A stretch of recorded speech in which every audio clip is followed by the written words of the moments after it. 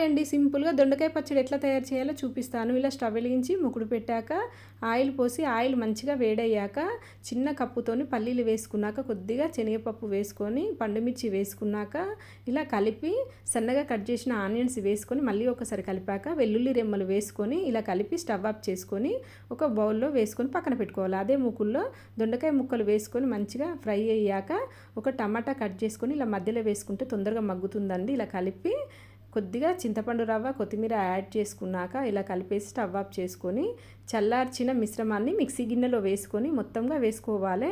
తగినంత ఉప్పు వేసుకొని గ్రైండ్ చేసుకొని ఒక బౌల్లో వేసి పక్కన పెట్టుకోవాలి. ఇంకో ముకుడు పెట్టి ఆయిల్ పోసాక పోపు దినుసులు వేసుకున్నాక వెల్లుల్లి రెమ్మలు మినపప్పు వేసాక వెండిమిర్చి కాస్త కరివేపాకు వేసుకొని కొద్దిగా పసుపు వేసుకొని స్టవ్ ఆఫ్ చేసుకొని ఇలా పోపు పెట్టేసుకోవాలి. చూసారు కదండి, దొండకాయ పచ్చడి రెడీ. వేడన్నంలోకైనా టిఫిన్లోకైనా చాలా బాగుంటుందండి. మా వీడియో నచ్చితే సబ్స్క్రైబ్ చేయండి. Thank you.